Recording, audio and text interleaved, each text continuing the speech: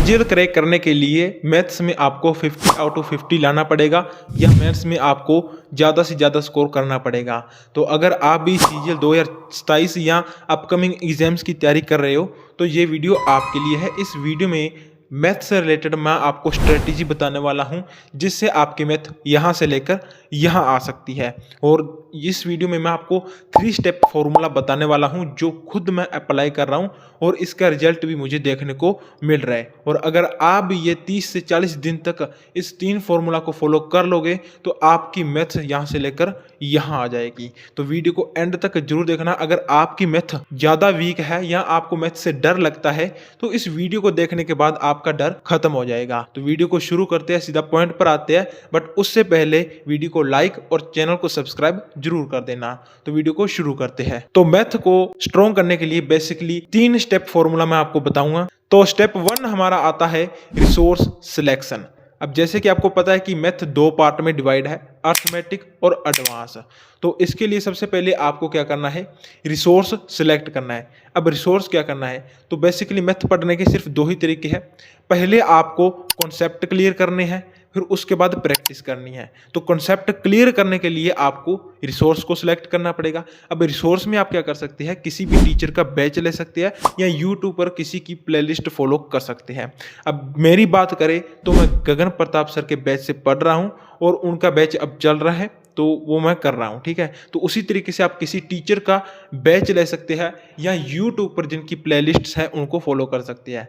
अगर मैं सजेस्ट करना चाहूं तो मैं यही कहूंगा कि आप बैच ले लीजिए किसी भी टीचर का। ऐसा नहीं है कि गगन प्रताप से मैं पढ़ रहा हूं तो आप उनका ही लीजिए, और भी बहुत सारे टीचर जैसे राकेश यादव सर हुए, आदित्य रंजन सर हुए, तो और भी मैथ के बहुत सारे टीचर आप उनसे पढ़ सकते हैं जिनसे आपको अच्छा लगे।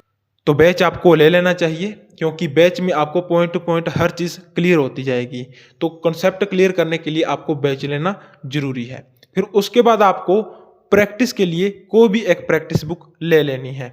तो मेरे पास पड़ी है पिनेकल की बुक, मैं उससे प्रैक्टिस करता हूँ। अब जैसे कि मैं गगन प्रताप सर से पढ़ रहा हूँ तो अगर जो भी बच्चा गगन प्रताप सर से पढ़ता है तो उनको प्रैक्टिस बुक की जरूरत ही नहीं होती क्योंकि वो खुद एक एक चैप्टर के 700-700 सवाल, 400-400 सवाल करवाते हैं जिनसे प्रैक्टिस बुक लेने की जरूरत ही नहीं पड़ती। उन्हीं को 2-2, 3-3 बार आप प्रैक्टिस कर लीजिए जो वो शीट्स देते हैं। बट मेरे पास ये एसएससी मैथ्स की पिनेकल की बुक है तो मैं ये बैच से पहले ही ले आया था, इसलिए मेरे पास पड़ी है तो मैं अब इसी से करता हूँ, नहीं तो शीट्स मैं निकलवा लेता। हाँ, मैं उनकी क्लासेस के बाद उनकी शीट को लैपटॉप से डाउनलोड करके पीडीएफ वहाँ से मैं प्रैक्टिस करता हूँ, फिर मैं इस बुक से सवाल लगाता हूँ। तो इस तरीके से भी आप कर सकते हैं। तो प्रैक्टिस बुक के लिए आप पिनेकल की बुक ले सकते हैं। पिनेकल मुझे सबसे बेस्ट लगती है और ज़रूरी नहीं है कि आप यही लीजिए, आपके पास और भी बहुत सारे ऑप्शंस है। जैसे किरण पब्लिकेशन की भी बुक्स आती है तो आप वो भी ले सकते हैं जो आपको अच्छी लगे। तो पहला स्टेप हमारा क्लियर हो चुका है। सबसे पहले आपको रिसोर्स सेलेक्ट करना है, उसके बाद प्रैक्टिस बुक। ये 2 स्टेप हमारे शुरू होते हैं मैथ्स को क्लियर करने के लिए। अब हम बढ़ते हैं स्टेप नंबर 2 की तरफ। स्टेप नंबर 2 हमारा है एग्जीक्यूशन प्लान। एग्जीक्यूशन प्लान में आपको क्या करना है, सबसे पहला पॉइंट हमारा है चैप्टर वाइज कॉन्सेप्ट क्लियर करना। तो इसमें आपको क्या करना है, कॉन्सेप्ट क्लियर करना है। जिस टीचर से आप पढ़ रहे हो, जैसे टीचर्स पढ़ा रहा है, आपने परसेंटेज और ज्योमेट्री शुरू कर दी है तो आपको सबसे पहले इनके कॉन्सेप्ट क्लियर करने हैं। जैसे ही आपने एक कॉन्सेप्ट क्लियर किया तो उस कॉन्सेप्ट के 5 से 10 क्वेश्चन आपको लगाने हैं ताकि वो कॉन्सेप्ट आपके दिमाग में बैठ जाए। इस तरीके से आपको कॉन्सेप्ट क्लियर करना है। और गगन प्रताप सर की तो बात ही अलग है क्योंकि वो एक एक कॉन्सेप्ट पर 30-30, 40-40 क्वेश्चन करवा देते हैं जिससे कॉन्सेप्ट भूलने की तो नौबत ही नहीं आती। तो इस तरीके से आपको करना है, एक कॉन्सेप्ट क्लियर हुआ उसके 5 से 10 क्वेश्चन लगाए। तो इस तरीके से कॉन्सेप्ट क्लियर करना है, चैप्टर वाइज आपको करते रहना है। अब जैसे एक चैप्टर क्लियर हुआ, आप नेक्स्ट चैप्टर पर आए तो ऐसा नहीं है कि आप नेक्स्ट चैप्टर के ही क्वेश्चन करते रहिए, बीच बीच में 10-20 क्वेश्चन पिछले चैप्टर के भी करते रहिए ताकि वो आप भूल ना सको। अगर आप पिछले के टच में नहीं रहोगे तो पिछले चैप्टर का सफाया हो जाएगा। अब जैसे परसेंटेज करने के बाद आप रेशो पर आ गए तो ऐसा नहीं है कि आप रेशो के क्वेश्चन लगाओ, पीछे परसेंटेज जो आपने छोड़ा है उसके भी डेली या आप 2 दिन में 10-20 क्वेश्चन लगाते रहिए ताकि आप परसेंटेज के टच में रहे। ठीक है, तो इस तरीके से आपको करते रहना है। आपके कॉन्सेप्ट क्लियर होते जाएंगे, आपके दिमाग में बैठते जाएंगे तो आपके क्वेश्चन भी बनने लग जाएंगे। तो चैप्टर वाइज कॉन्सेप्ट क्लियर करने के बाद बारी आती है PYQ की, क्योंकि आपने चैप्टर क्लियर कर लिया है तो अब उसके PYQ भी आपको लगाने हैं। PYQ मतलब प्रीवियस ईयर क्वेश्चन, जो आप एग्जाम की तैयारी कर रहे हो उसके जो पास्ट एग्जाम हुए हैं पास्ट में, तो उन लास्ट 5 सालों के जो क्वेश्चन हैं वो आपको प्रैक्टिस करने हैं। तो वो आपको मिल सकते हैं यहाँ पर, ठीक है। तो आप कोई भी PYQ बुक ले सकते हैं, वहाँ से आप कर लीजिए। तो वहाँ से आपको प्रैक्टिस करनी है, ठीक है। प्रैक्टिस करने के बाद तीसरा पॉइंट आता है कैलकुलेशन बूस्ट। बहुत सारे ये गलती करते हैं। अब कुछ लोगों को मैथ आती तो है लेकिन उनका सिलेक्शन नहीं हो पाता सिर्फ कैलकुलेशन की वजह से, क्योंकि वो टाइम मैनेजमेंट नहीं कर पाते। उनको क्वेश्चन तो आते हैं लेकिन टाइम कम रह जाता है। तो इसलिए आपको कैलकुलेशन पर भी ध्यान देना है।